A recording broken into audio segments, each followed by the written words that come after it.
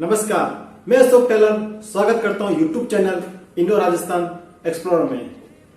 सभी दर्शकों को नवरात्रि की हार्दिक बधाई शुभकामनाएं। दर्शकों, आज हम जाने वाले हैं राजस्थान के चित्तौड़गढ़ जिले के अंतर्गत बदसर जो तहसील है वहां स्थित मां आसावरा का स्थान। दर्शकों, यह स्थान स्थित है चित्तौड़गढ़ जिले के मुख्यालय से लगभग 37 किलोमीटर दूर, जहां पर माता आसावरा की कृपा ऐसी है कि यहाँ पर लकवे से ग्रस्त जो स्ट्रोक के मरीज होते हैं वो यहाँ पर ठीक होकर जाते हैं। साथ ही ऐसे बालक जो बोल नहीं पाते हैं वे भी यहाँ पर माता रानी की कृपा से बोलते हुए जाते हैं। दर्शकों, यह स्थान प्रसिद्ध है खासकर लकवे के रोगियों के लिए।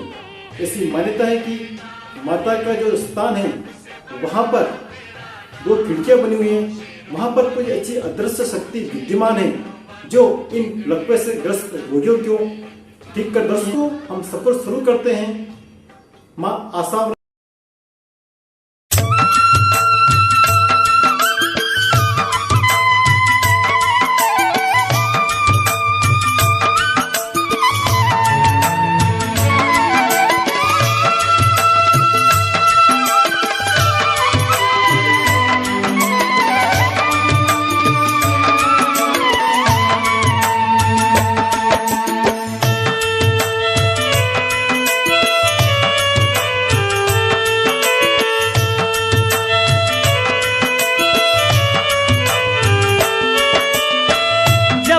जंगल में बैठी आवरा, जग जननी जन्म सुधार, जग जननी जन्म सुधार।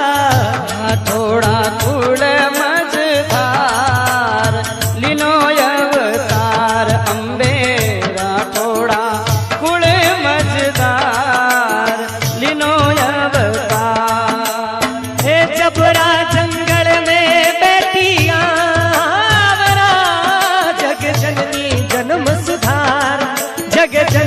जन्म सुधार।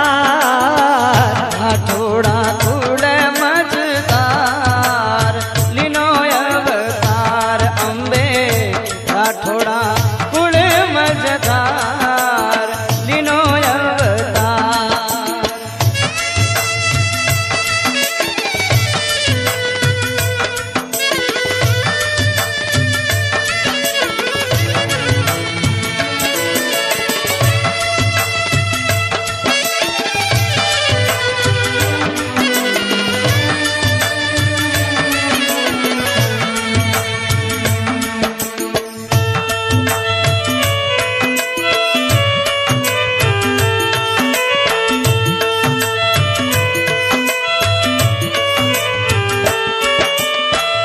मंदिर बनियो बीच पहाड़ में, लागे शोभा अनंत अपार, लागे शोभा अनंत अपार। सामे सरवर लंबी पाल, पिछवाड़े बाजार अम्बे, सामी सरवर लंबी पाल, पिछवाड़े बाजार। तो दर्शकों, अभी मेरे साथ मौजूद है इस मंदिर या ट्रस्ट के मुख्य मैनेजर साहब श्रीमान आदरणीय राम सिंह जी। उनसे हम जानेंगे इस स्थान की क्या महिमा है। कि महाराणा हमीर, उनकी फौज में 2 भाई थे, आवाजी और अंगद जी।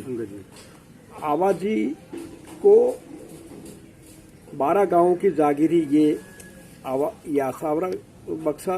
आवाजी के 7 लड़के और 1 लड़की थी। उनका भाई साहब का नाम था केसर कुंवर।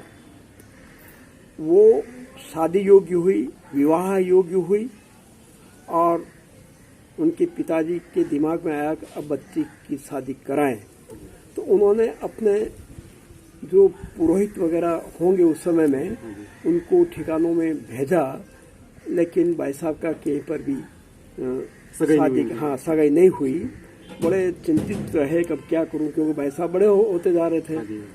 तो उनकी चिंता को देख करके भाई साहब के स्वयं के मन में ये आया कि पिताजी मेरी शादी की वजह से बड़ी चिंता में है। तो उन्होंने अपनी कुल देवी का और भगवान सूर्य का ध्यान धरा। कुल देवी ने कहा कि आप सूर्य की आराधना करो, सेवा पूजा अर्चना करो। तो उन्होंने सेवा पूजा अर्चना की। उनके पिताजी ने अपने लड़कों को कहा कि भाई आप जाओ, सातों जने जाओ और बैसा का कहीं पर भी समन करके आ जाओ। तो वो गए, सातों बेटे गए और सातों ही 7 जगह पर उनका संबंध तय करके आ गए और शादी भी लगभग तय करके आए गए। तो उनकी और ज़्यादा चिंता बढ़ गई कि अब 7 बारातें आएगी, झगड़े होंगे, खून खराबा होगा, लड़ाई झगड़ा होगा। इससे ज़्यादा चिंतित रहने लगे। तो भाई साहब के भी दिमाग में आया कि वास्तव में पिताश्री को 7 बारातें आएगी, जगह से होगी, खून खराब होगा। हाँ, तो इसको लेकर के उन्होंने वापस कुल देवी का ध्यान धरा और वो यहीं जो स्थान अभी आप देख रहे हैं मंदिर जहाँ स्थापित है, यहाँ पर वो क्यों गांव यहाँ से 1 किलोमीटर के लगभग है।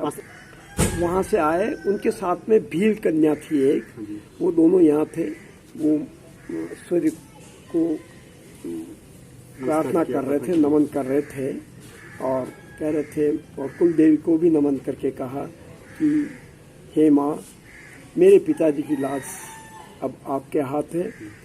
ऐसी स्थिति में आप कोई ऐसा उपाय करें जिससे लड़ाई झगड़ा भी, खून खराबा रुक सके और बदनामी न हो।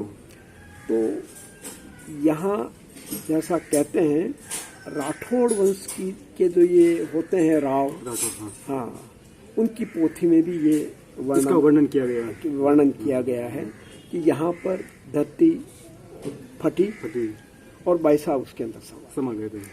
तो उस समय ऐसा कोई विस्फोट हुआ होगा, आवाज हुई होगी। तो गांव से उनके पिताजी दौड़ के आए और दौड़ करके आकर के जब देखते हैं तो भील कन्या खड़ी थी। तो उसने गांव वालों को और उनके दाता को बताया कि भाई साहब तो धरती में समा गए और उनका साड़ी का इतना सा पल्लू बाहर रह गया। तो क्या हुआ कि पिताजी भावुक हो गए। भावुक होते होते उन्होंने जो भाई साहब की साड़ी का जो पल्लू था, आंचल था, वो पकड़ लिया। पकड़ के वो विलाप करने लगे। उस विलाप से भाई साहब ने पिताजी को श्राप दे दिया, अभिशाप दे दिया कि दाता आपने मेरी साड़ी का पल्लू पकड़ करके अच्छा नहीं किया। मैं आपको श्राप देती हूँ कि अब आपका वंश नहीं चलेगा। उसके बाद एक ऐसी मान्यता बन गई यहाँ पर कि माता जी की सेवा पूजा भील ही उस समय सेवा पूजा करते थे क्या। और इस ट्रस्ट का और इस मंदिर का ट्रस्ट का के जो मुख्य न्यासी और अध्यक्ष हैं वे श्रीमान श्री अरिंद सिंह जी मेवाड़ हैं। 1 फरवरी 89 से मुझे यहाँ प्रबंधक के पद पर नियुक्ति प्रदान किए, जो 32वां वर्ष चल रहा है। 32 सालों से जो मैं देख रहा हूँ, जो मैं अपनी आंखों से देख रहा हूँ, झोले में डाल करके ला रहे हैं और पैदल चल के जा रहे हैं। ये मेरी आंखों की देखी हुई। लकवे के जो मरीज होते हैं, लकवे के जो आते हैं, जो लकवे के जो पेशेंट हैं, पैरालाइज पर्सन जितने भी हैं, वो सारे यहाँ आते हैं। और इस मंदिर में जो इसकी जो मेन पावर है, दक्षिण की तरफ जो 2 खिड़कियाँ हैं, वो इस टेम्पल की मेन पावर है। और उसमें विषम संख्या में 1 बार, 3 बार, 5 बार निकला जाता है। और 24 घंटे में 6 टाइम ऐसे फिक्स हैं। उसमें सुबह की आरती, दोपहर 12 बजे, साढ़े 4 बजे सायंकालीन आरती और रात के 12 बजे। इस तरह से सुबह के 4 बजे यूँ करके 6 टाइम फिक्स हैं। उन 6 टाइम में उन बारियों में निकलना पड़ता है, परिक्रमा करनी पड़ती है विषम संख्या में। और यहाँ जो इस मातेश्वरी के सन्मुख जो तालाब है, उस तालाब के पानी की बहुत महत्वता है। यात्रियों की सुविधा के लिए ट्रस्ट ने तालाब की पाल पर 43 लैट्रिन बाथरूम बनाए हैं सुलभ शौचालय बना हुआ पूरा पूरा सुलभ शौचालय बना हुआ है। वहाँ कर्मचारी लगे हुए हैं और 2 जल मंदिर तालाब की पाल पर हैं। एक जल मंदिर मंदिर के अंदर है, जिससे आने जाने वाले और रहने वाले यात्रियों को बराबर ठहरने के लिए कोई धर्मशाला है? ठहरने के लिए करीब लगभग यहाँ पर 50 धर्मशालाएं हैं। अलग अलग समाज की अलग अलग धर्मशालाएं हैं जिनकी अपनी व्यवस्थाएं हैं।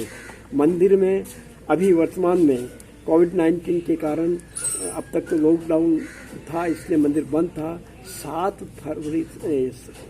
7 सितंबर से मंदिर खुला है और केवल दर्शनों के लिए खुला है। उसमें पेशेंट वगैरह अंदर नहीं जा सकते, नहीं रह सकते हैं, तो दर्शनों के लिए खुला है। यात्री दर्शनार्थी आ रहे हैं, दर्शन को देखते हैं। इसके अलावा लकवे के अलावा कितने बच्चे की आवाज नहीं जाती है, तो इस तरह के पेशेंट भी आते लकवे हैं? जैसे लकवे के तो ठीक होते ही, लेकिन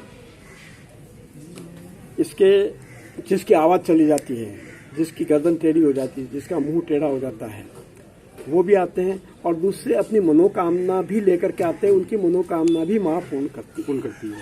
ये एक शाश्वत सत्य है जो मैं अपनी आंखों से 32 वर्षों से देख रहा हूँ। ठीक है, बहुत अच्छी जानकारी आपने प्रदान की माता आसावरा के बारे में। पूरी यहाँ क्या मान्यता है, क्या महिमा है, इसकी जानकारी आदरणीय मैनेजर साहब राम सिंह जी ने प्रदान की हमको। आपका बहुत धन्यवाद, आभार। तो दर्शकों, एक महत्वपूर्ण जानकारी है माँ आसावरा के बारे में। माँ आसावरा के जो स्थान है वहां पर लकवे से ग्रस्त काफी श्रद्धालु आते हैं। वहां पर वे काफी दिन रुकते हैं, साथ ही उनके परिजन रुकते हैं, तो उनके लिए एक भोजन का बहुत बड़ी समस्या होती है। लोग नाश्ता करते हैं या पूरा खाना नहीं खा पाते हैं, तो इसका जो जिम्मा है ये उठाया है प्रताप सेवा संस्था ने। तो दर्शकों, प्रताप सेवा संस्था वहां पर जो भी श्रद्धालु आते हैं वहां ठहरते हैं, उनके दोनों समय के भोजन की व्यवस्था इस संस्था द्वारा की जा रही है। ये बहुत ही नेक काम प्रताप सेवा संस्था कर रही है।